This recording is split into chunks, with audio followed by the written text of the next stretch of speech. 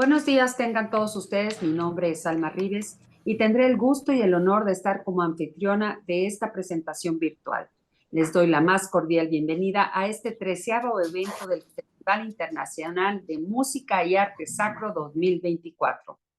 El festival tiene como propósito acercar a la sociedad a las diversas manifestaciones artísticas y estéticas de lo sacro, así como promover las expresiones que acercan a lo divino y que conforman nuestro patrimonio cultural e histórico. Nuestro festival internacional y sus actividades están avaladas por el Museo Nacional de Antropología, a quien agradecemos su invaluable apoyo. El día de hoy tenemos el honor de presentar a la doctora Mónica Uribe con la conferencia Guadalupe y Remedios, un duelo histórico, de cómo Nuestra Señora de los Remedios dio paso a la Virgen de Guadalupe como patrona de la Nueva España. Mónica Uribe es politóloga, maestra y doctora en Historia por la Universidad Iberoamericana Ciudad de México, donde también ha ejercido la docencia a nivel licenciatura, lo mismo que en la Universidad Anáhuac y en la Universidad del Claustro de Sor Juana. Es especialista en relaciones Iglesia-Estado e historia contemporánea de la Iglesia Católica en México. Ha elaborado en el sector público como asesora política, tanto en el Ejecutivo Federal como en el Congreso de la Unión. Ha publicado en revistas especializadas en análisis político de coyuntura y colaboró en el Cambridge Dictionary of Christianity. En 2019 publicó el libro El dolor de Acteal, 1997-2014. Colabora semanalmente en el espacio de Eduardo Risgelli, en Telefórmula, y ha participado en programas como Sacro y Profano y Diálogos en Confianza en Canal 11, así como en otras series y emisiones televisivas, radiofónicas y por internet de análisis político. Actualmente colabora en el programa de análisis político El Rapidín, conducido por Tere Valle. Es miembro de la Comisión para el Estudio de la Historia de las Iglesias en América Latina y el Caribe y del Instituto Nacional de Administración Pública. Doctor Uribe, muchas gracias por estar con nosotros. Esperamos su conferencia. Muchísimas gracias. Antes que nada, quiero agradecerle a la maestra Luz del Carmen Blanco Cornejo su invitación y a todo el equipo de Jalapa Sacro por todas sus atenciones. Bueno, con el permiso de nuestro público, me dispongo a dar lectura a esta ponencia, que confieso ha sido un reto, porque, bueno, mi formación no está encaminada al arte sacro, pero bueno, yo hago historia política y voy a hacer una historia política de dos imágenes y bueno, voy a juntar uno de mis gustos más grandes, que es el arte sacro, y bueno, mi oficio, profesión y pues mi vida entera. Muchísimas gracias. Bueno, demos paso. Entrar al tema de las devociones marianas, voy a poner, voy a compartir pantalla. Y porque me interesaría que vieran unas imágenes para que no nos perdamos en esta ponencia, porque sí, mucha palabra, pero hay que ver las imágenes.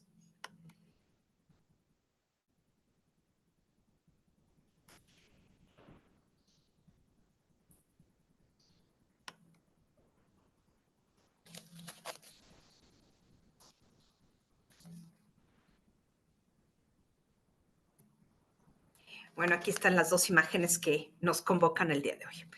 Empecemos. Entrar al tema de las devociones marianas implica tomar en consideración los aspectos teológicos, dogmáticos, culturales y, por supuesto, la cultura en las que se encuentran inmersas.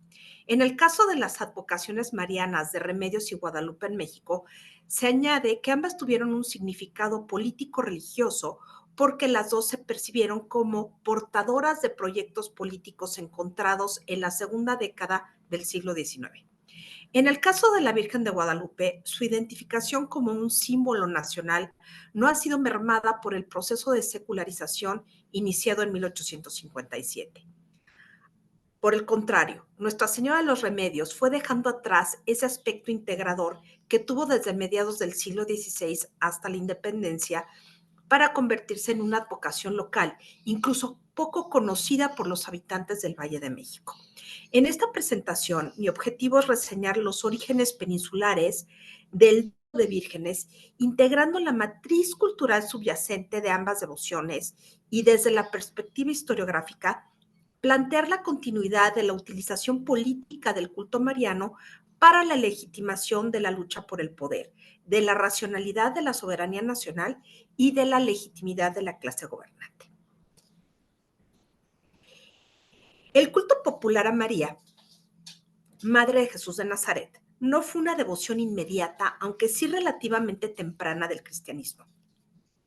Las primeras representaciones pictóricas de la Virgen María están en las catacumbas romanas de Priscila, cementerio paleocristiano en Roma, evidentemente, donde se encuentran dos frescos de mediados del siglo II. Una imagen de la Virgen con el niño y el profeta Balaam, que es la que estamos viendo aquí, y una adoración de los magos. Otro indicador del culto temprano a María es la oración Subtum Presidium, bajo tu amparo nos acogemos, implorando la intercesión de María, datada hacia el año 250 después de Cristo. Si bien los evangelios establecen a María como madre de Cristo, la definición como madre de Dios, Theotokos o Deipara, procede de uno de los padres de la Iglesia, San Ignacio de Antioquía, en su epístola a los Efesios, en donde establece la maternidad virginal de María. Este concepto, sin embargo, no fue del todo aceptado debido a las disputas teológicas en torno a la naturaleza divina y o humana de Cristo, de lo cual dependían las formas y grado de veneración a María. Durante el Segundo Concilio de Constantinopla, en 453, quedó definida dogmáticamente la doble naturaleza de Cristo, divina y humana a la vez, y por tanto la calidad de María como Madre de Dios. El dogma de la perpetua virginidad de María quedó establecido en el Concilio de Letrán de 649. Puede decirse que en el siglo VII quedaron asentados a grandes rasgos las características de la devoción mariana, la centralidad de María y la liturgia en su honor. Así, quedaron establecidas 4 fiestas marianas para toda la cristiandad. La purificación de María el 2 de febrero, la Anunciación el 25 de marzo, la Asunción el 15 de agosto y la Natividad de María el 8 de septiembre. En Hispania, el desarrollo de la devoción mariana tuvo ciertas particularidades debidas al contexto sociopolítico y cultural. El cristianismo efectivamente llegó a los linderos occidentales del Imperio Romano desde tiempos apostólicos con la presencia de los 7 varones enviados por San Pablo a Hispania. Se sabe con toda seguridad que una floreciente comunidad cristiana en Zaragoza, en ese momento César Augusta, al menos desde el siglo II, y la tradición sostiene la presencia de una fuerte devoción mariana que cristalizó en el año 655 con la obra de San Ildefonso, obispo de Toledo, que se llamó De Virginitate Perpetua Sancta Mariae adversus 3 infideles, en la que defiende la virginidad de María antes, durante y después del parto como signo de la divinidad de Cristo. Este texto es la obra más importante de la patrística hispana en torno a la figura de María. Aquí, perdón, no lo comenté, esta es la imagen de la Virgen del Pilar, que está relacionada a la primitiva comunidad cristiana en Zaragoza. Sigo. Este texto, el de San Ildefonso, es la obra más importante de la patrística hispana en torno a la figura de María y es quizá el elemento con el que se corona la conversión al catolicismo romano de la España visigoda. Se sabe que en esta misma época la Catedral de Toledo estaba dedicada a la Virgen María y que la liturgia hispano-visigoda o mozárabe ya incluía una fiesta mariana fija el 18 de octubre, justo una semana antes de la Natividad del Señor. Autores modernos como Cathy Ignat consideran que este desarrollo indica la extensión de la devoción a María en la península ibérica, pero con una variación muy particular a partir de San Ildefonso. En Hispania, a María de Nazaret se le llamaba la Virgen, preferentemente, más que Nuestra Señora, como en Italia y la Galia y en el resto del Imperio Romano. Esto tendría un impacto considerable casi un milenio después en el desarrollo del culto mariano en la Nueva España. Si ustedes se fijan, hablamos de la Virgen de Guadalupe más que de Nuestra Señora de Guadalupe o de la Virgen de Talpa o de la Virgen de San Juan de los Lagos, pero en realidad no la aludimos como Nuestra Señora.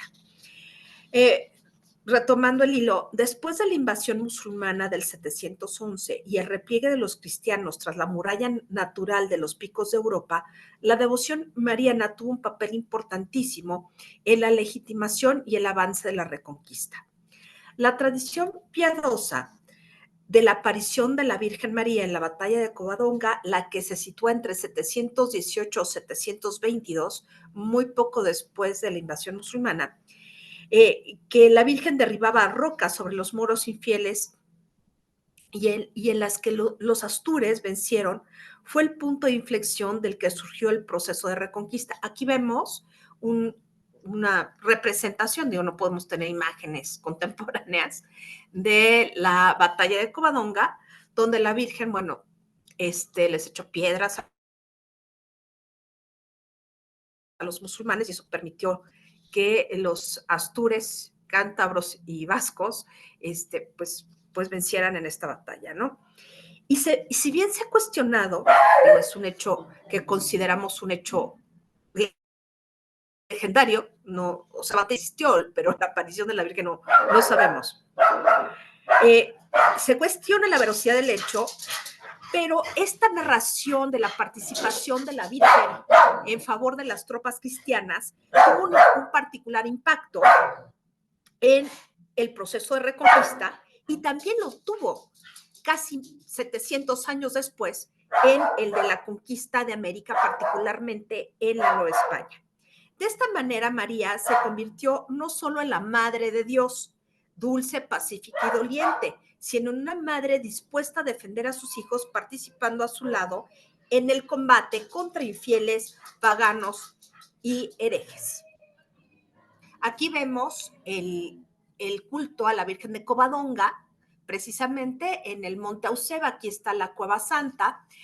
Y la Virgen de Covadonga se convierte en un símbolo nacional, el símbolo de los cristianos en María, guerrera de alguna manera, que da una identidad y que está al frente de las tropas contra el Islam. Entonces, esto va a ser muy importante y de hecho María en todas sus advocaciones peninsulares, se convierte en parte de la narrativa de la Reconquista. Y esto nos habla de un uso político de la Virgen frente a lo que hoy conocemos como otra edad. El avance de los reinos cristianos hacia el sur de la península propició el surgimiento de diversas advocaciones marianas, entre ellas las dos que nos ocupan en su contexto original, tanto Remedios como Guadalupe, pues evidentemente vienen de España.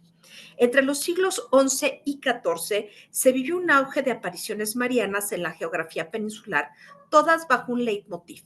La imagen de la Virgen, escondida y olvidada, aparece para renovar la fe en Cristo. La narración general, con variantes locales, es la siguiente. Un personaje pobre e inocente, pastor, pastora, o niño o niña, vaquero, vaquera, encuentran la imagen de la Madre de Dios escondida bajo un árbol, pozo, piedra o cueva, incluso ríos, de manera fortuita, algunas veces siguiendo a un animal. Generalmente se trataba de una talla en madera, probablemente en contraste a la representación bidimensional de Oriente y al resurgimiento de las imágenes tridimensionales en Occidente con el advenimiento del románico, que se considera antigua, de época apostólica y factura celestial, preferentemente, que había logrado sobrevivir la invasión musulmana gracias a que un buen cristiano la puso a buen resguardo para evitar que fuese profanada. Seguidamente, la Virgen se aparece al autor del hallazgo en sueños, le comunica su nombre y le instruye construir un santuario en el lugar donde se encontró la imagen, para lo cual debe dar aviso a las autoridades eclesiásticas, las que por lo general no dan crédito al relato. El vidente informa a la Virgen de la incredulidad de las autoridades. Acto seguido, ella realiza un milagro patente y público que despeja cualquier duda sobre la veracidad de la aparición entre las autoridades eclesiásticas y civiles, en su caso, por supuesto, ratificando su voluntad de que se construya un templo en su honor. Así, la población local y el clero se comprometen a concretar el deseo de la Virgen y construyen un templo bajo la denominación que les fue revelada por María. Por lo que toca al vidente, generalmente se quedaba a vivir en el santuario o se hacía cargo de él hasta su muerte. Creo que esta historia les queda así como muy clara, es parte de la narración guadalupana. Por lo que hace a las imágenes marianas, durante la Alta Edad Media, en Occidente, su producción se limitó a escenas marianas en capiteles o fachadas, pinturas al fresco de algunas iglesias carolingias y la producción pictórica de los escriptoria de los monasterios en los denominados beatos y evangeliarios. A partir del año 1000 se observa el renacimiento de la pintura eclesiástica en Occidente a la par de la emergencia de los grandes muros de los templos románicos, lienzos para la narración de la historia sacra, de la cual María forma parte esencial. Ahora vemos estos templos románicos, pues vemos la piedra, pero en realidad estaban completamente decorados. La devoción mariana, favorecida por la reforma del Císter, por el despertar de la religiosidad de los laicos y la emergencia de una religiosidad centrada en la naturaleza humana de Cristo, fueron el motor de la creación de tallas en madera tridimensionales exentas de pasajes como la crucifixión de Cristo, a Cristo en majestad y a la Virgen María con su Hijo.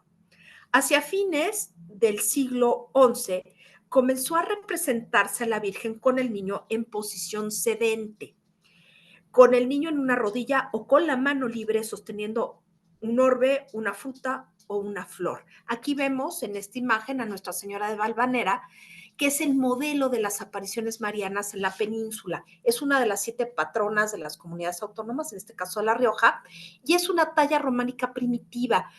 Se cree que es de fines del siglo XI o del principio del siglo XI. La leyenda es un poquito distinta.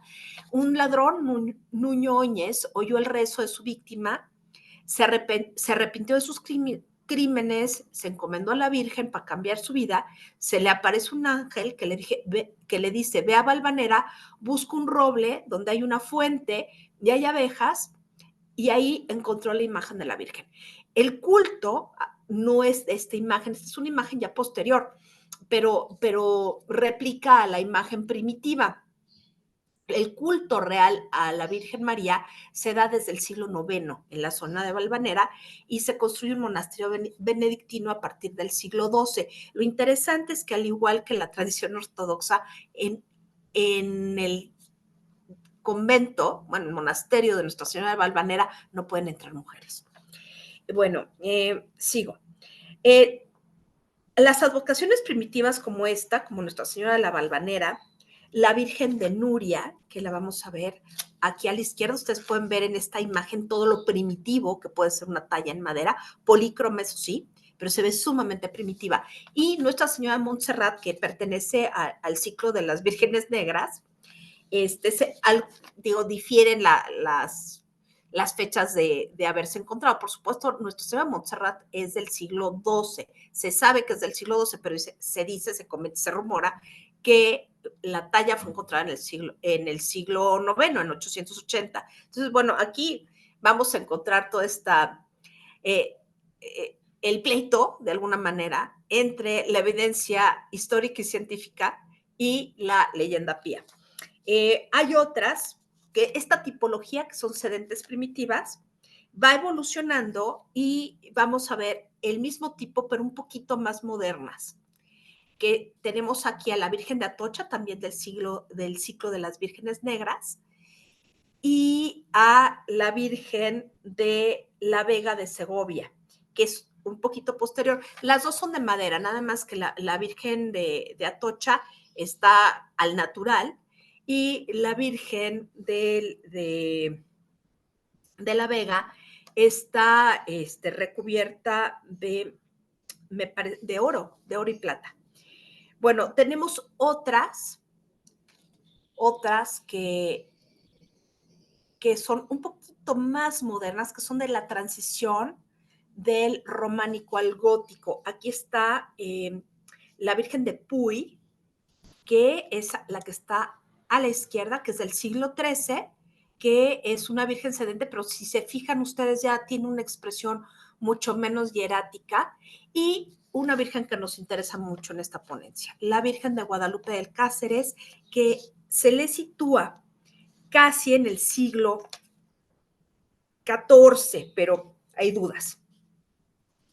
Más adelante, las representaciones de la Virgen con el niño van a ser más gráciles, anatómicamente más correctas, y bueno, son más naturales, más maternales, como aquí podemos ver a la Virgen Blanca de Toledo, y a que es una talla inglesa, entonces por eso es completamente distinta, y a la Virgen Blanca de León, que es una talla en piedra. En esta época ya hay tallas de diferentes tamaños, se utilizan diversos materiales, hay piedra, hay madera, hay marfil, en fin, hay varios materiales.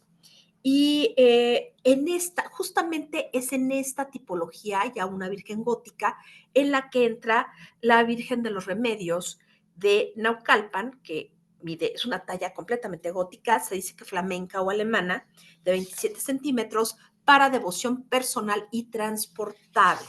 Y se la sitúa entre el siglo XIV y principios del siglo XV.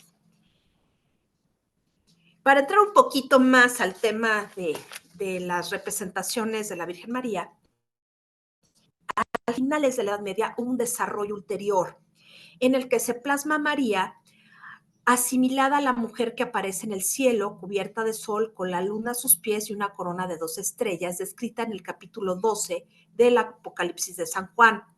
Se les conoce como vírgenes apocalípticas y suelen tener los siguientes atributos: María orante, es decir, en posición de oración, sin el niño Jesús en general. En algunas representaciones se indica que está gestante a través de un cinto debajo del pecho, como la Virgen de Guadalupe justamente, con un sol a la altura del vientre, o un medallón entre el pecho y el vientre, como en el caso de la Virgen del Signo de la tradición ortodoxa. En algunos casos, María lleva al niño en brazos, mostrándolo al mundo, pero no es lo común.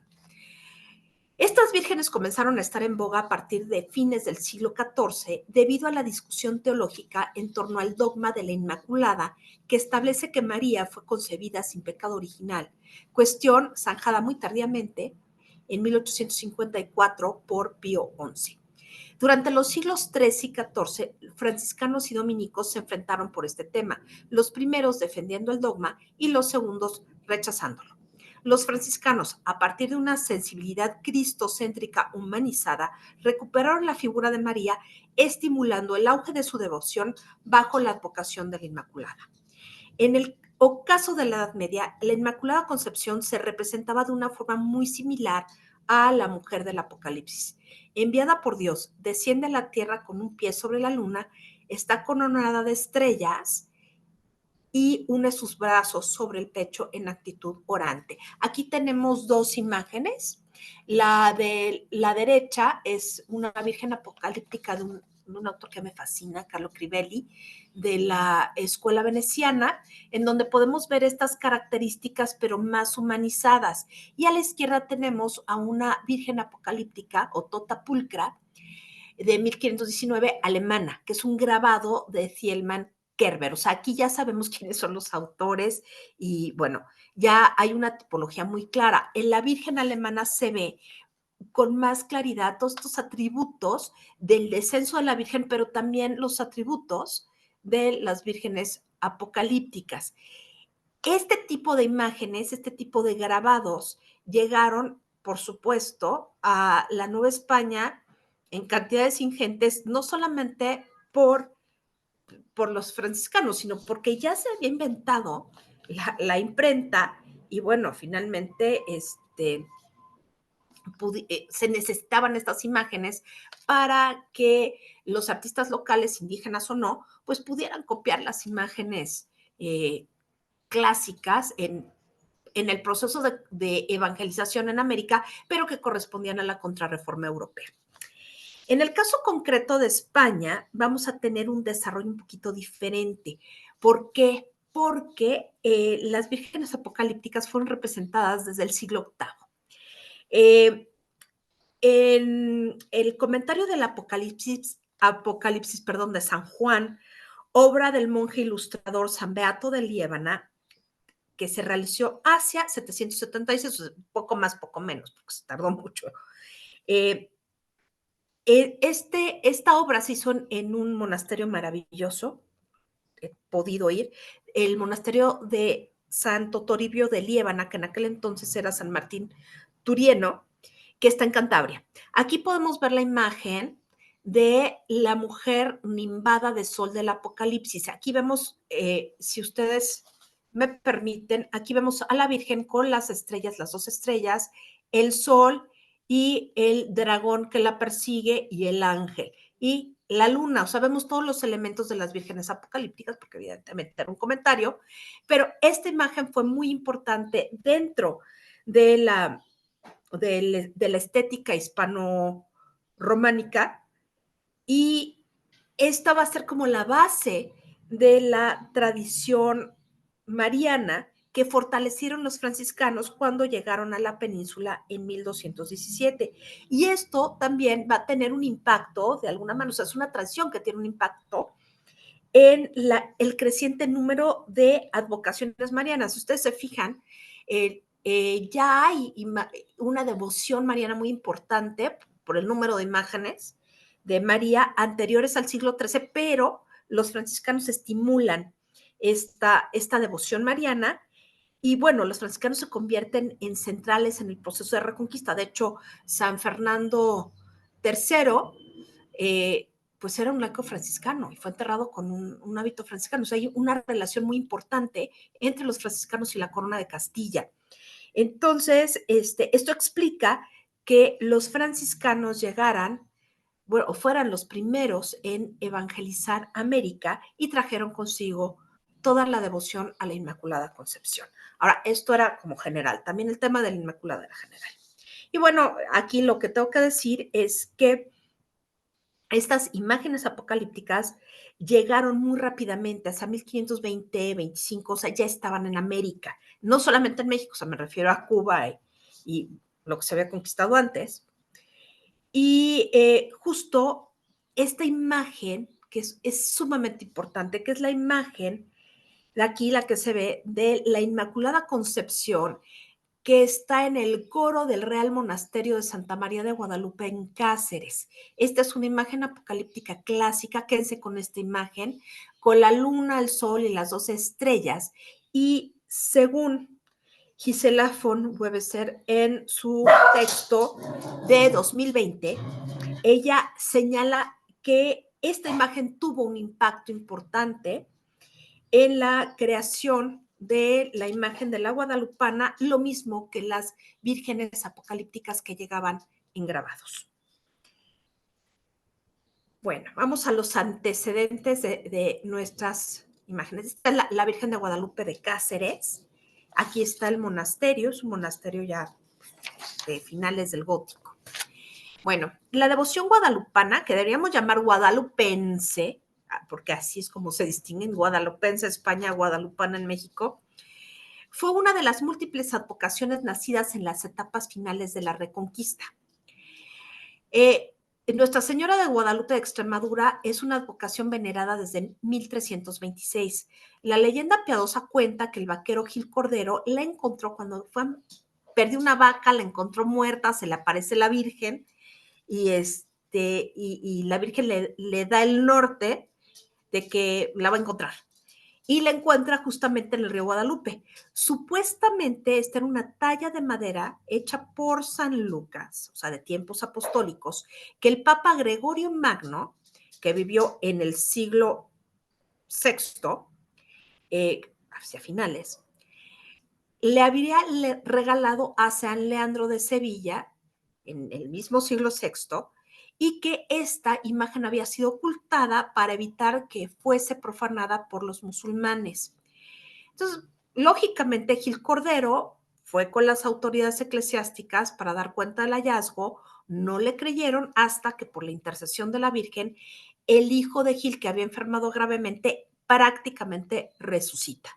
Entonces fue cuando se construye la ermita que en 1330, o sea, muy poquito después de la aparición, 4 años después, fue visitada por el rey Alfonso X de Castilla, quien 10 años más tarde, en 1340, encomendó la batalla de Salado contra los árabes benimerines al patrocinio de la Virgen y ganó la batalla. En agradecimiento, Alfonso X reconstruye el templo, solicitó su erección como priorato secular y lo situó bajo patronazgo real. Por eso es un monasterio no solamente rico, sino aquí vemos una fábrica gótica estupenda. Y bueno, este es el origen del Real, por eso es Real, Monasterio de Santa María de Guadalupe, entregado a los frailes jerónimos en 1389, o sea, más de 40 años después. Tanto los reyes católicos como Cristóbal Colón fueron devotos de la Virgen de Guadalupe, tanto así que justamente en 1493 Colón bautiza a una de las Antillas Menores, hoy parte de las Antillas Francesas, como Guadalupe, que por cierto es una isla preciosa. Bueno, la imagen de la Guadalupe es una talla en cedro de la Virgen Sedente con el niño, mide 59 centímetros y pesa casi 4 kilos. Se calcula que fue fabricada a fines del siglo XII. Ustedes, si se fijan en la carita, es fina, pero es como fina y tosca a la vez, o sea, es como muy primitiva. Se le sitúa entre románico tardío y el gótico temprano, porque es un poquito más expresiva. La mayoría de los autores coinciden que la devoción guadalupense, que se convirtió en la devoción guadalupana, llegó con los conquistadores extremeños, entre ellos Hernán Cortés, pero curiosamente la imagen que se conoció fue la de la Inmaculada Concepción del coro del monasterio de Guadalupe, la que vimos atrás. Aquí me regreso tantito, esta es la que llega como imagen. Y probablemente esta fue el modelo de la Virgen de Plata que vio el pirata protestante inglés Miles Phillips en 1568 en la ermita de Nuestra Señora de Guadalupe del Tepeyac. Es decir, la primitiva imagen antes de 1570 no se habla de la tilma de Juan Diego, esto es la escasez de casco, más bien la falta de fuentes, salvo la supuesta de Antonio Valeriano, del siglo XVI, pues nos permiten conjeturar, sobre todo por este testimonio de un inglés protestante que era un pirata que lo habían atrapado y que venía a la Ciudad de México y que tuvo que pasar por la zona del Tepeyac, pues la vio y era una virgen de plata. Bueno, vamos ahora a los antecedentes de la devoción de Nuestra Señora de los Remedios de Badajoz. Nuestra Señora de los Remedios es una devoción muy extendida y es una de las advocaciones gloriosas de la Virgen. ¿Cuáles son estas? Anunciación, Concepción, Presentación, Mercedes, Remedios, Socorro y Rosario. También es conocida como Nuestra Señora Santa María de los Remedios, Virgen del Remedio, Virgen del Buen Remedio o Virgen de la Gracia y del Buen Remedio. Los primeros datos historiográficos fiables corresponden a esta imagen.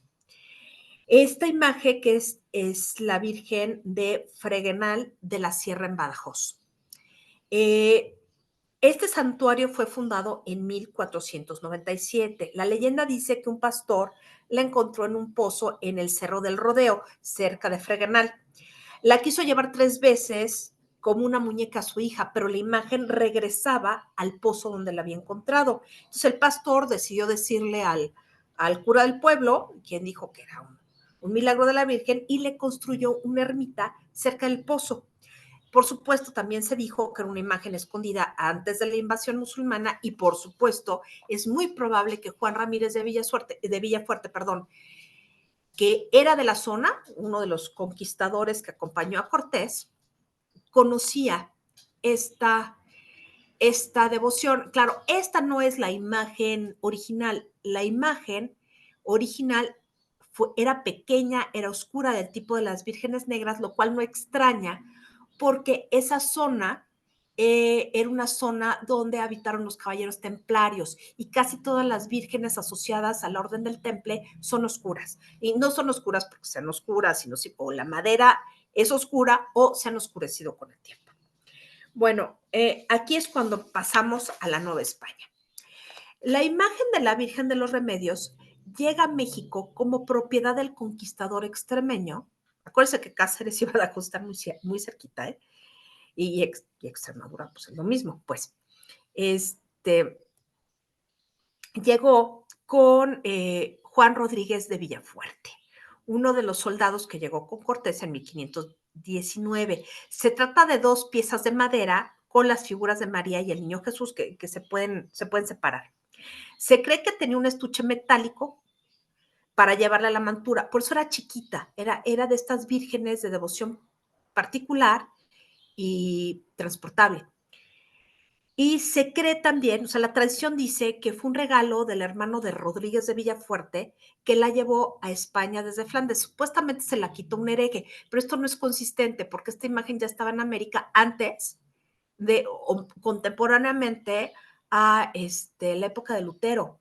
Las tesis de Lutero, las 100 tesis de Lutero, pues de Wittenberg, pues son de 1519. Entonces, pues ya aquí estaba la imagen, pues estaba en América. Algunos testimonios contemporáneos a la conquista, Bernal Díaz del Castillo, Francisco Cervantes Salazar, etc., sostienen que la imagen de la Virgen de los Remedios presidió la primera misa en la Ciudad de México en el Templo Mayor. Sin embargo, también se cree que otra imagen mariana, esta probablemente de Hernán Cortés, de características muy semejantes, fue la que presidió el acto litúrgico y esta se encuentra en Puebla. Ahorita vamos a ver por qué se cree esto. En todo caso, se sabe que Rodríguez de Villafuerte salió de México Tenochtitlan junto con Cortés y el resto de las tropas españolas el 30 de junio de 1520 y que se refugiaron en el cerro de Otancalpulco, es decir, Los Remedios, hoy se llaman Los Remedios, donde Rodríguez de Villafuerte escondió la imagen en un maguey. Años más tarde, la imagen fue recuperada por el cacique otomí Secuautli, bautizado como Juan del Águila Tobar, quien la llevó a su casa en San Juan Totoltepec. Como en las narraciones europeas, la imagen regresaba al cerro donde ocurrió el hallazgo y ahí mandó se le edificara una ermita, la hoy Basílica de los Remedios. Este relato se encuentra en el texto de Baltasar Dorantes de Carranza de 1580, sumaria relación de las cosas de la Nueva España, con la salvedad de que en este texto no aparece el tema del maguey y atribuye a Cortés el haber estimulado la devoción a la Virgen de los Remedios. En 1574, los integrantes del Cabildo de la Ciudad de México supieron del estado deplorable de la ermita de los Remedios, por lo que en agosto de 1575, el virrey Martín Enríquez de Almanza creó un patronato para construir un nuevo templo para dar realce a la creciente devoción. Tras la reconstrucción en 1621, el mercedario Fray Luis de Cisneros publicó La historia del principio y origen, progresos venidas a México y milagros de la Santa Imagen de Nuestra Señora de los Remedios extramuros de México, en la que sí se consigna el milagro de su conservación dentro de un maguey. Cada vez que en la Ciudad de México ocurría algún desastre, sequía, inundación, epidemia o temblor, la Virgen de los Remedios era llevada a la Catedral Metropolitana en procesión. ¿Qué se llamaban esas procesiones? Les decían venidas. Las que en total se calcula fueron 75 hasta el siglo XIX, mediados del siglo XIX, antes de la Reforma. En la avenida de 1670, la devolución de la Virgen a su templo tardó 20 años, lo que fue motivo de insurrección popular. Hasta principios del siglo XVIII, Nuestra Señora de los Remedios fue una advocación conocida en todo el territorio novohispano, junto con Santiago Apóstol, por ser la patrona de los soldados españoles, y se hallaba en los cuarteles y en los presidios. Donde estaban los soldados, ahí estaban las dos imágenes. Y era considerada muy milagrosa en el altiplano, pero no tenía este mismo reconocimiento en el resto de las regiones. O sea, entre más cercana estuviera la Virgen, entre más cercana estuviera a la Ciudad de México, la imagen o la devoción era más probable que existiera. Entre más lejos, era más difícil. Y ahorita les voy a dar una anécdota que es muy chistosa, porque me enteré gracias a que consulté con un querido primo mío, sacerdote él y arquitecto, que le encanta el arte sacro y a mí también, y platicamos mucho, y me explicó una cosa que les va a sorprender. Bueno, aquí Aquí vemos a la izquierda, que es Nuestra Señora de los Remedios, vemos que es una imagen que está en Zitácuaro. Es la misma imagen, evidentemente, pero con una interpretación un tanto distinta. Y acá, a la derecha, vemos un grabado de Luis Montes de Oca, en donde, que es de 1810, que está en San Francisco ahora, pero coincide más con las características de la Virgen de los Remedios, como se debió haber visto pues, casi durante toda la época virreinal. Yo creo que esta de Zitácuaro a la izquierda es un poquito más llena de florituras, pero en fin. Bueno, aquí es preciso detenernos para esbozar el crecimiento del culto guadalupano. Más allá de las fuentes del siglo, que no existen, siglo XVI, con respecto a las apariciones, pero con la evidencia, eso sí existe, de un culto mariano en el Tepeyac, desde entonces, desde mediados del siglo XVI, podemos establecer que la devoción comenzó a ser importante por ahí de 1540, porque en 1556 se verificó el famoso pleito entre el obispo de México, el dominico Fray Alonso de Montúfar, y el superior de los franciscanos, Fray Francisco de Bustamante, precisamente porque el segundo cuestionaba al primero el estímulo que le daba a la veneración mariana en el Tepeyac, lo que a su juicio parecía enmascarar el culto a la deidad prehispánica Tonantzin y a otra deidad, Tosi, que es como la abuela. Este argumento también aparece en la obra del historiador Fray Bernardino de Sahagún, que se llama Sobre supersticiones, publicada en 1576. A partir de entonces, y como Ernesto de la Torre Villar compiló en su obra Testimonios históricos guadalupanos de 1982, surgieron diversos textos buscando avalar la veracidad histórica de las apariciones, pero estos surgieron solo después de que la imagen guadalupana estuviese 5 años en la Ciudad de México, de 1629 a 1634, con motivo de la terrible inundación conocida como el Diluvio de San Mateo, ocurrida en septiembre de 1629, que provocó el despoblamiento de la capital y la muerte de 30,000 personas. Es a partir de entonces que empieza el duelo de advocaciones en esta coyuntura. La guadalupana del Tepeyac comenzó a ser vista como una imagen más milagrosa que la de los remedios. Justo 14 años después, en 1648, aparece el primer texto panegírico, es decir, el texto del bachiller Miguel Sánchez, que se llama Imagen de la Virgen María, Madre de Dios de Guadalupe, que tiene un esquema narrativo europeo sin sustrato indígena. Un año más tarde, en 1649, aparece el texto en náhuatl del sabio, porque era un sabio, Luis Lazo de la Vega, el Huitlamahuizoltica, que incluye el Nican Mopohua y el Nican Motecpan. El Nican Motecpan es de Luis Lazo de la Vega.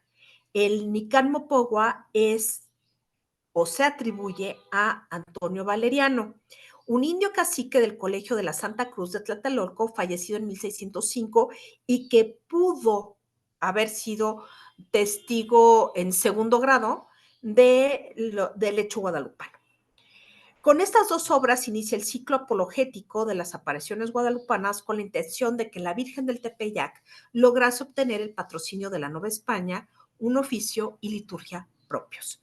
En este sentido, las informaciones de 1665 y 1666, efectuadas por el Cabildo Catedralicio de México,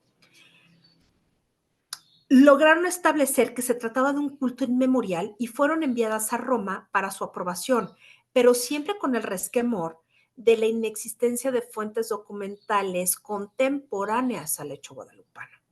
Luis Becerra y Tanco, con el origen milagroso, el santuario de Nuestra Señora de Guadalupe, Felicidad de México, de 1675, Fray Francisco de Florencia, con la Estrella del Norte de México, de 1688, y Carlos de Sigüenza y Góngora, con la Piedad Heroica de don Hernando Cortés, de 1689, buscaron justificar el culto guadalupano con elementos académicos de sociedades teológicas. Habría que todo el tema de la autoridad, que esa es la academia de las sociedades teológicas. Habría que resaltar que Fray Francisco de Florencia en 1685 publicó la milagrosa invención de un tesoro escondido en un campo que halló un venturoso cacique y escondió en su casa para gozarlo a sus solas, patente ya en el Santuario de los Remedios. Y tras su muerte se publicó el Zodíaco Mariano, en donde enumera las diversas advocaciones marianas de la Nueva España y dedica a la de los remedios todo el capítulo 2 de la segunda parte del texto. La devoción a la Virgen de los Remedios tuvo un revés en 1692, cuando hubo una revuelta en la Ciudad de México debido a la escasez de maíz y de trigo. Para aliviar la situación, se llevó a la imagen de la Virgen desde Tlalnepantla hasta la Catedral Metropolitana, donde se quedó hasta 1695, una de las tantas venidas. El milagro no ocurrió y hubo una fuerte represión por parte de las autoridades, lo que produjo una mayor asociación entre los remedios y la dominación peninsular. Cito a la académica Linda Curcio en una obra de 1996. Pero en realidad el problema fue que el virrey tomó el patrocinio de la Virgen de los Remedios por su cuenta y en lugar de encomendarle la salud de los habitantes de la Nueva España, lo hacía para cuestiones personales, para que la flota de Cádiz arribase bien a Veracruz y por las necesidades de los reyes en la península. Así, las venidas de la Virgen se hacían cada vez que nació un infante en Madrid o que arribaba con bien la flota a Veracruz, pero ya no hacía milagros para la gente, solo para los peninsulares. En 1736, cuando la plaga asoló a la Ciudad de México, no fue la Virgen de los Remedios la que operó el milagro, sino la guadalupana. Este fue el segundo punto de inflexión que llevó a una cierta dosis de descrédito de la primera. Y cito otra vez a Linda Curcio. La desafección del cabildo con la Virgen de los Remedios corrió paralela a la creciente devoción a la Virgen de Guadalupe por parte de los criollos. De 1730 a 1750, justo cuando el gobierno virreinal comenzó a usurpar la autoridad del cabildo sobre la imagen de Nuestra Señora de los Remedios, la devoción de la Virgen de Guadalupe se incrementó gracias al esfuerzo de muchas parroquias. En 1756, la Ciudad de México celebró un enorme festival por la designación de la guadalupana como patrona de la Nueva España. Cierro la cita textual. En el siglo XVIII, Lorenzo Boturini, José Ignacio Bartolache, ambos historiadores, y los jesuitas Francisco Javier Clavijero y Francisco Javier Alegre, todos bajo una visión ilustrada y moderna, ya no tan teológica, buscaron infatigablemente mayores elementos para demostrar la realidad de las apariciones y lograr el patronazgo de la guadalupana. El 25 de mayo de 1754, el Papa Benedicto XIV emitió la bula Non est equidem, declarando a Nuestra Señora de Guadalupe como patrona de la Nueva España. Concedió además oficio, liturgia y fiesta propia el 12 de diciembre. Todo ello corría paralelo al interés de demostrar que la Virgen no lo había hecho con ninguna otra nación y que ello constituía una prueba más de la licitud del sentimiento de mexicanidad entre los habitantes de la Nueva España.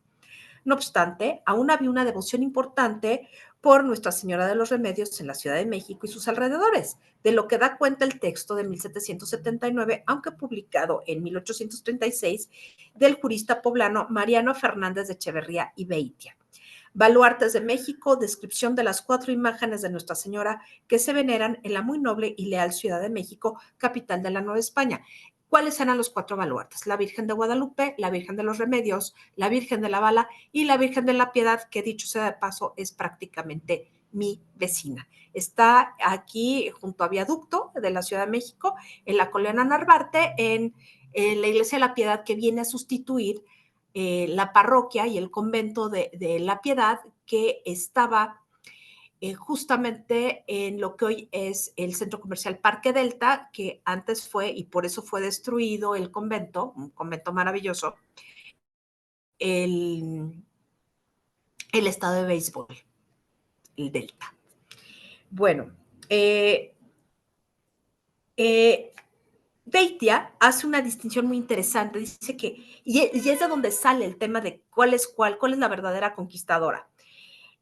Dice que hay una imagen de los Remedios, la de Naucalpan, y hay otra en Cholula, justo la que está encima, la iglesita que está encima de la pirámide. Se dice que esta era propiedad, la de Puebla, era propiedad de Hernán Cortés, y realmente esa era la Virgen Conquistadora, que en realidad esa fue la que estuvo en la primera misa en la Ciudad de México. A saber. Bueno, la devoción guadalupana, a diferencia de la devoción a la de los remedios, se extendió popularmente desde Nuevo México hasta Panamá como signo de identidad prenacional entre la población. Brindó cohesión social y, a mi juicio, lo de mayor importancia, la devoción guadalupana no estaba asociada a los cuarteles, no estaba asociada a la opresión. Ojo con este pequeño detalle. Además, por la prevalencia del nombre Guadalupe en los registros de bautizos desde 1665, tenemos un indicador objetivo y fiable sobre la extensión del culto guadalupano. Claro está, la prevalencia es mayor a cuanta más cercanía con la Ciudad de México. En cambio, el nombre de Remedios no fue muy popular durante el periodo virreinal y menos lo fue tras la independencia. Durante el siglo XVIII, Nuestra Señora de los Remedios fue trasladada 32 veces a la Ciudad de México. La mitad de esas venidas tuvieron que ver con asuntos de gobierno. Pero el cabildo, que era oficialmente el patrón, cada vez se identificó más con la guadalupana y dejó atrás el patrocinio de los remedios, especialmente desde que la Virgen del Tepeyac logró el apoyo pontificio en 1754. O sea, vemos cómo se asocia, como una sube y otra baja. Así, mientras Nuestra Señora de los Remedios fue cada vez más instrumentalizada políticamente por la corona y sus representantes en la Nueva España, era la gachupina por antonomasia, mientras la guadalupana era identificada como la madre de todos los cristianos, independientemente de su casta, nacidos en lo que hoy llamamos México, Centroamérica y el territorio sur de los Estados Unidos, justo en todos los sitios donde habían llegado las misiones jesuitas, que hay que reconocer que el culto guadalupano está asociado a la expansión de la Compañía de Jesús. Fue tal el arraigo de Pana que incluso después de la expulsión de la compañía en 1767 siguió tan firme y floreciente la devoción como hasta entonces. La invasión napoleónica de 1808 a la península ibérica sirvió para reafirmar la apropiación regia de la Virgen de los Remedios y aseguró el apego indígena, especialmente de los otomíes, a la corona. En 1810 hubo una procesión contra la invasión francesa, una venida de la Virgen de los Remedios, y ese mismo año, frente a la revuelta insurgente de Miguel Hidalgo, la Virgen de los Remedios fue proclamada la Virgen de la Conquista y se subrayó su papel en la evangelización. Se le concedió grado militar y fue conocida como la Generala. Aquí se ve a la izquierda a la Virgen de los Remedios ataviada como la Generala. Si ustedes se fijan, tiene estas bandas que son bandas militares. Y aquí está la espada. Y aquí está el bastón de mando. Perdón. Se le concedió grado militar, fue conocido como la Generala, y las monjas jerónimas le confeccionaron un atuendo militar ad hoc. Tras la batalla del Monte de las Cruces el 30 de octubre de 1810, cuando el ejército realista venció las huestes de Hidalgo, se atribuyó a la Virgen de los Remedios el milagro de haber salvado a la capital del asedio de los insurgentes, los insurgentes, bajo el patrocinio guadalupano. Que aquí hay que decir dos cosas. Una, originalmente el patrocinio querían dárselo a la Virgen de San Juan de los Lagos, pero pues no iba a funcionar porque es bastante más local que la guadalupana, y se dieron cuenta. Y por el otro lado, en la Ciudad de México le tenían terror a Hidalgo por lo que había sucedido en Guanajuato. O sea, todo este expolio, asesinatos de españoles, una cosa espantosa. Entonces la gente realmente no estaba muy interesada en 1810, 1811, en ninguna independencia y mucho menos en que los insurgentes e Hidalgo entraran a la Ciudad de México. Así, en esta época, y aquí por eso puse las dos imágenes como se utilizaron en la independencia, se da el pleito ya abierto, un conflicto frontal, pero es un conflicto político de las dos advocaciones que había empezado como un conflicto milagrero y terminó como un conflicto político. Empezó en 1634 para ver quién paraba las inundaciones y terminó esta disputa, este duelo de vírgenes con la consumación de la independencia. A partir de 1821, Nuestra Señora de los Remedios fue castigada, y lo pongo entre comillas, por realista y gachupina. Agustín de Iturbide le retiró el grado militar y apenas regresó a la Catedral Metropolitana unas 5 veces durante la primera mitad del siglo XIX, ya después pues imposible, ¿verdad? El templo de los Remedios fue expoliado durante la Reforma y su culto quedó reducido al ámbito del eje Tlalnepantla-Tacuba y algunas zonas de Puebla, aunque en ciertas zonas del Bajío y Durango subsiste una devoción marginal que llega a zonas apartadas. La parroquia de Nuestra Señora de Loreto de Banamichi, en Sonora, por ejemplo, fue fundada por los jesuitas en 1639. Este dato me lo dio mi primo, que es el párroco de Banamichi. Y fue fundada esta misión jesuita con el nombre de los Remedios, pero muy rápidamente le cambiaron el nombre por el de Loreto, la advocación de Nuestra Señora de Loreto, lo cual indica, de algún modo, que la devoción a Nuestra Señora de los Remedios no alcanzó a permear entre los fieles del norte de México o lo hizo de un modo muy desigual. Está el tema del nombre, que eso a mí me parece fantástico. Hoy la Virgen de los Remedios es patrona de las 203 parroquias que integran la arquidiócesis de Tlalnepantla, pero la guadalupana es patrona de México, América y las Filipinas, y su templo es el segundo más visitado del mundo. Y ello, en parte, es producto de una preferencia desde las esferas políticas por una advocación en aras de una legitimación política que al final fue superada por la legitimidad de una advocación que logró organizar, convocar y movilizar a masas que con ella se identificaban para producir un cambio político definitivo. En suma, y con esto quiero terminar, la reducción del culto a Nuestra Señora de los Remedios y la creciente devoción a la guadalupana se debe en buena medida a factores políticos, debido a su carácter de española frente a una aparición mariana local de aspecto mestizo que con su presencia favorecía al pueblo novohispano como no lo había hecho con ninguna otra nación, lo que significaba que el pueblo mexicano era una especie de Nuevo Israel. La Virgen de los Remedios fue identificada con el opresor desde la etapa virreinal, pretexto para colocarla en el olvido general, pero vigente en la memoria local. De hecho, hay fiestas importantísimas por el 8 de septiembre, que es su fiesta, y justo es perdón, pero aquí está el susodicho can. Bueno, las fiestas de la Virgen de los Remedios son muy importantes en Tlalnepantla y todo el Estado de México, en la zona otomí.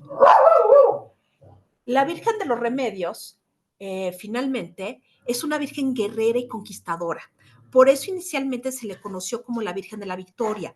La narrativa de la antigua tradición sigue firme, así como la Virgen de Covadonga, tiró piedras a los musulmanes en la batalla del Monte Auceba. Así la Virgen de los Remedios lanzó lodo a los ojos de los indígenas paganos que perseguían a las tropas españolas en la noche triste, pero es receptiva a los otomíes que guarecieron a los que huyeron a Otumba en esa fecha, en la noche triste.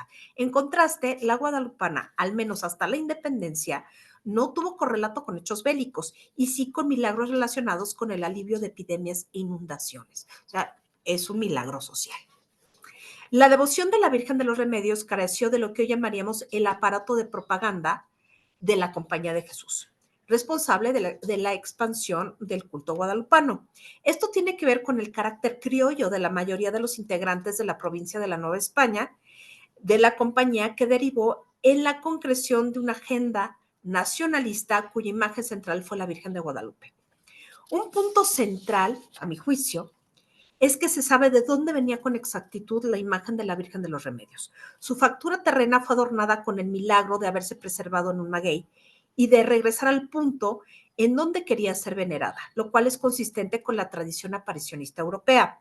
En cambio, el relato guadalupano insiste con bastante éxito en la creación milagrosa de la imagen, al punto de compararla con el mandilion de Edesa y con la sábana santa. Sin embargo, la crítica historiográfica actual reconoce la posibilidad, que para quien esto escribe es una realidad, de que la imagen guadalupana sea un lienzo realizado alrededor de 1560 por Marcos Zipac de Aquino, pintor indígena del taller iconográfico del convento de San Francisco de México, basado en diversos grabados europeos y con el propósito de extender la devoción de la Inmaculada Concepción en la Nueva España. Muchísimas gracias. Muchas felicidades por el dominio del tema, por sus comentarios, muchísimas gracias. Vamos a pasar a las preguntas y respuestas. Hay pocas preguntas, pero sí tenemos algunas. Dice, ¿se sabe si la Virgen de los Remedios tuvo un niño desde el principio? Sí, sí, sí, la imagen es la misma, exactamente. Pues tenemos también muchas felicitaciones y comentarios para Muchas usted. gracias. Después los hacemos llegar y le Muchas agradecemos gracias. mucho esta conferencia que nos hizo favor de exponer en el marco de nuestro festival. Vamos a pasar a darle un reconocimiento de parte del festival. Eh,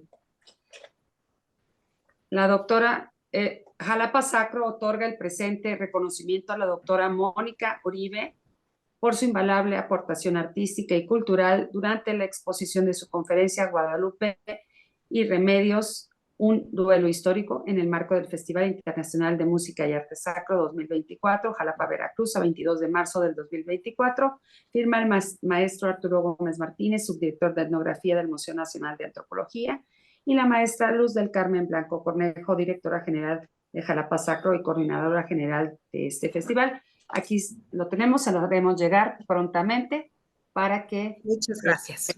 ahí. Muchas gracias. Vamos a pasar también a que la maestra Luz del Carmen Blanco nos haga favor de decir unas palabras. Muchas gracias, Moni. Me encantó cómo nos llevó usted por este recorrido desde los orígenes de la devoción mariana y este punto de vista histórico, pero también político. Me agradó, por supuesto, le agradecemos también a usted este dominio, el tema que tiene y esta idea del símbolo guerrero que da identidad hispánica tan cierto y tan visible, ¿no? En toda esta parte.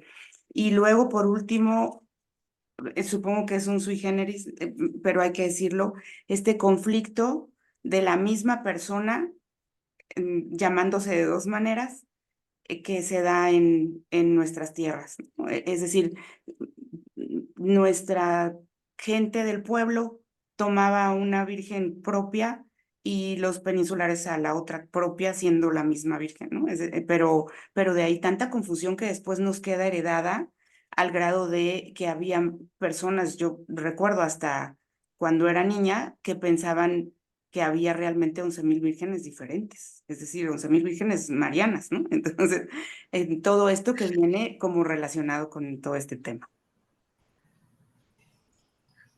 Pues la verdad es que sí, eso de las advocaciones marianas suele llevar a la confusión.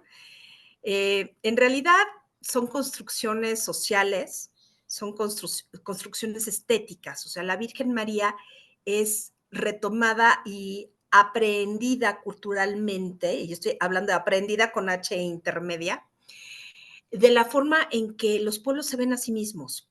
Entonces es muy natural que surjan advocaciones marianas que son maravillosas. Yo he visto a la Virgen María de kimono.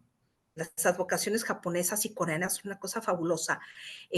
Negras, en el Congo y en toda África, hay advocaciones marianas negras. Y así cada pueblo va asumiendo la figura de María, pues como buenamente puede, o sea, como ellos son. Y esa inculturación realmente hace fascinante la imagen, o sea, toda la cuestión estética del catolicismo, de la ortodoxia también, pero es otra situación porque es más limitado. Pero en el caso de las advocaciones marianas y cómo van llegando a América, o sea, podremos hacer un mapa de advocaciones marianas desde el norte de Canadá hasta la Patagonia y vamos a ver cómo los distintos grupos sociales ven de distinta manera, dada posiblemente su etnicidad, clase social, condición, lo que ustedes gusten y manden. Vemos a la Virgen María como disfrazada para cada cultura. Y este concepto es muy bonito porque no es tanto como un disfraz fuera de contexto, sino es un disfraz para darse a entender. Pues sí, muchísimas gracias. De verdad es una riqueza importante ver todos los puntos de vista de todos nuestros ponentes. Cada uno tiene su manera de explicar y ha sido muy rico entender cómo ha sido el desarrollo histórico de estas advocaciones marianas. Muchas gracias a todos ustedes por contar con esta, por estar con nosotros, y muchas gracias por su participación, doctora Mónica Uribe. Les esperamos, recuerden que les esperamos esta noche. Tenemos nuestro concierto de clausura, por supuesto, con la Orquesta Sinfónica de Jalapa. La cita es en el Centro Cultural Tacna, la Casa de la Sinfónica, y ha sido un gusto y un honor ser la cara virtual de este Festival Internacional de Música y Arte Sacro en su edición 2024. Pues ahora sí nos despedimos. Muchísimas gracias a todos. Gracias, doctora. Gracias Luz Carmen. Y este es el último evento virtual del festival. Muchísimas gracias. Soy Alma Rivas. Hasta la próxima. Gracias. Buenas tardes. Gracias, doctora. Muchas gracias.